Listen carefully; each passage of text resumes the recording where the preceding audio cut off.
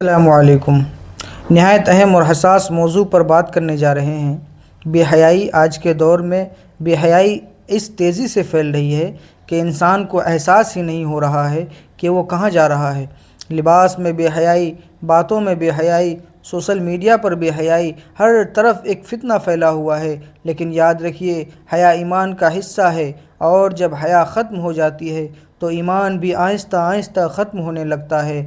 نبی کریم صلی اللہ علیہ وسلم نے فرمایا، جب تم میں حیا نہ رہے تو جو چاہو کرو، یعنی انسان ہر گناہ کو آسان سمجھنے لگتا ہے۔ ناظرین، آج ہم اس موضوع کو تھوڑا تفصیل سے سمجھتے ہیں۔ سب سے پہلے ہمیں یہ سمجھنا ہوگا کہ حیا کیا ہے۔ حیا صرف پردہ کرنے کا نام نہیں، بلکہ حیا ایک مکمل طرز زندگی ہے۔ حیا آنکھوں کی بھی ہوتی ہے، حیا زبان کی بھی ہوتی ہے، اور حیا دل کی بھی ہوتی ہے۔ جب انسان کی آنکھوں میں حیا ہوتی ہے تو وہ غلط چیزوں کو دیکھنے سے بچتا ہے۔ جب زبان میں حیا ہوتی ہے تو وہ غلط باتیں کرنے سے بچتا ہے، اور جب دل میں حیا ہوتی ہے تو انسان برے خیالات سے بھی دور رہتا ہے۔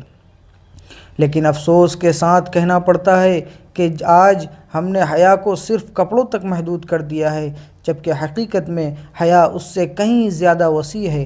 ناظرین، آج کے نوجوان سوشل میڈیا کے ذریعے بے حیائی کی طرف تیزی سے بڑھ رہے ہیں۔ موبائل فون، انٹرنیٹ اور مختلف ایپس نے جہاں ہمیں آسانیاں دی ہیں، وہیں یہ فتنہ بھی بن چکے ہیں۔ اگر ان کا غلط استعمال کیا جائے، آج فحش ویڈیوز، گندگی تصویریں اور بے حیائی پر مبنی مواد عام ہو چکا ہے، اور نوجوان اس میں مبتلا ہو رہے ہیں۔ لیکن ہمیں سوچنا چاہیے کہ کیا ہم اللہ کو راضی کر رہے ہیں یا ناراض؟ کیا یہ زندگی ہمیں اسی مقصد کے لیے دی گئی تھی؟ ہرگز نہیں، ہرگز نہیں۔ اللہ نے ہمیں ایک مقصد کے لیے پیدا کیا ہے، اور وہ ہے اس کی عبادت۔ ناظرین، یاد رکھیں، جو انسان دنیا میں اللہ سے نہیں ڈرتا، وہ آخرت میں سخت پکڑ کا سامنا کرے گا۔ اللہ اکبر۔ قبر کی تنہائی، قیامت کا دن، حساب کا دن، یہ سب حقیقت ہے۔ ہمیں ان چیزوں کو یاد رکھنا چاہیے۔ بے حیائی انسان کو آہستہ آہستہ گناہوں کی طرف لے جاتی ہے۔ پہلے انسان چھوٹے گناہ کرتا ہے، پھر وہی گناہ بڑے گناہوں میں بدل جاتے ہیں، اور پھر انسان کو گناہ برا بھی نہیں لگتا۔ اللہ اکبر۔ یہی سب سے خطرناک بات ہے۔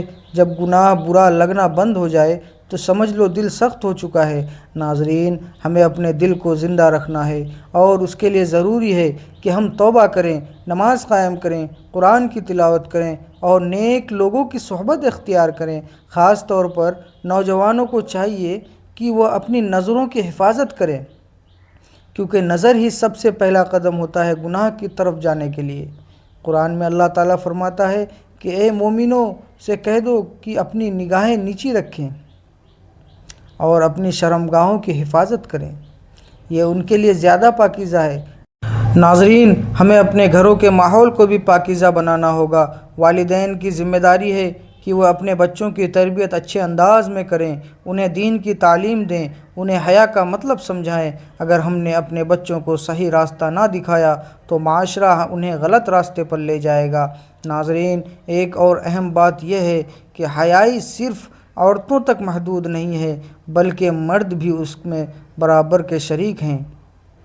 مردوں کو بھی چاہیے کہ وہ اپنی نگاہوں کو نیچا رکھیں، اپنے لباس کو درست رکھیں، اور اپنے کردار کو پاکیزہ بنائیں، کیونکہ اسلام ہمیں دونوں کو حیا کا حکم دیتا ہے۔ اللہ اکبر۔ آج ہم دوسروں پر انگلی اٹھاتے ہیں لیکن خود کو نہیں دیکھتے۔ ہمیں خود احتسابی کرنی ہوگی، ہمیں اپنے اعمال کا جائزہ لینا ہوگا۔ ناظرین، دنیا کی زندگی بہت مختصر ہے۔ آج ہم ہیں، کل نہیں ہوں گے، لیکن ہمارے اعمال ہمیشہ باقی رہیں گے۔ اس لیے ہمیں چاہیے کہ ہم ایسے اعمال کریں جو ہمارے لیے آخرت میں فائدہ مند ہو۔ بے حیائی وقتی خوشی تو دیتی ہے، لیکن اس کا انجام بہت برا ہوتا ہے، جبکہ حیا انسان کو دنیا میں بھی عزت دیتی ہے اور آخرت میں بھی کامیابی۔ اللہ اکبر۔ ناظرین، آئیے آج عہد کرتے ہیں کہ ہم اپنی زندگی میں حیا کو اپنائیں گے، ہم بے حیائی سے دور رہیں گے، ہم اپنے آپ کو اور اپنے گھر والوں کو اس فتنے سے بچائیں گے۔ اللہ سے دعا کریں کہ وہ ہمیں سچی توبہ کرنے کی توفیق عطا فرمائے اور ہمیں حیا والی زندگی گزارنے والا بنا دے، آمین یا رب العالمین۔ آخر میں اگر آپ کو یہ بیان پسند آیا ہو تو ویڈیو کو لائک کریں، شیئر کریں اور چینل کو سبسکرائب کرنا نہ بھولیں۔ جزاک اللہ خیر۔ السلام علیکم ورحمۃ اللہ وبرکاتہ۔